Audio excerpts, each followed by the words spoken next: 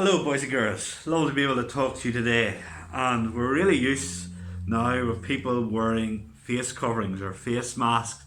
And there's loads of different face coverings. Paddington here beside me, he's got a gingerbread face mask. This other teddy here, you'll see, he's got a unicorn face mask. And there's loads and loads of different face masks that people have to wear. And it's funny, people wear them in different ways. Sometimes people wear this way, the right way. Sometimes you see them just down underneath their nose. That's wrong. Sometimes you see them under their chin. That's wrong. And we had to wear a face mask. And you can see people wearing loads of face masks at this time. And I was just thinking, boys and girls, that we're wearing face masks now because of COVID-19 and to protect ourselves, protect other people.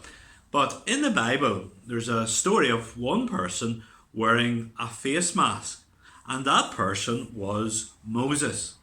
Do you remember Moses got the 10 Commandments on Mount Sinai? And you remember after he came down from Mount Sinai, the children of Israel had made a golden calf. And Moses was angry and he broke the 10 Commandments, the tablets of stone, and so the people had to be punished. But after that, Moses went up Mount Sinai again. And he was 40 days up at Mount Sinai talking to God. And with 2 more tablets of stone, God wrote the 10 Commandments on them. And when Moses came down from the mountain after 40 days, the Bible tells us that his face was shining. It was really bright from being in the presence of God.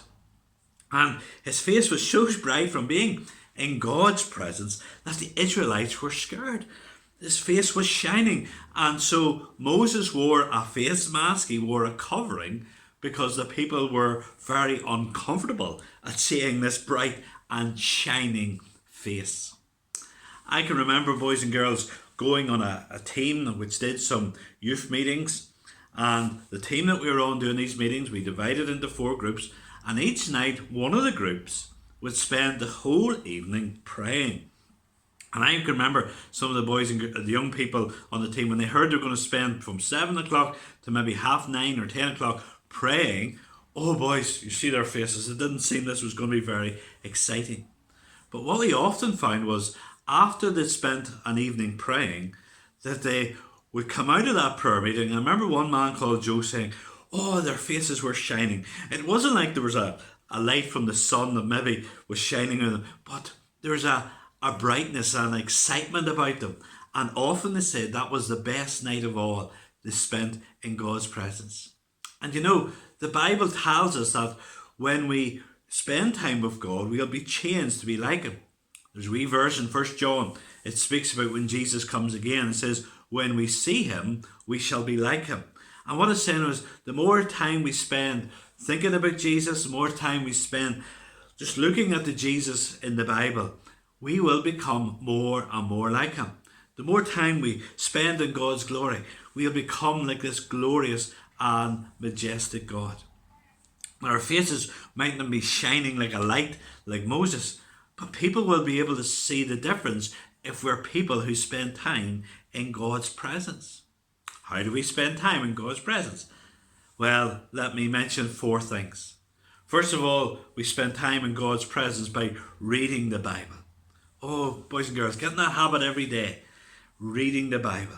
Reading the stories. Maybe you don't are in the habit of start doing it maybe with Mark's Gospel or something. Reading the Bible a wee bit every day. We spend time in God's presence by praying. Talking to God. If you read the Bible, talk to God about what you read. When you're praying, always maybe think of one thing to thank God for. One thing to ask God for.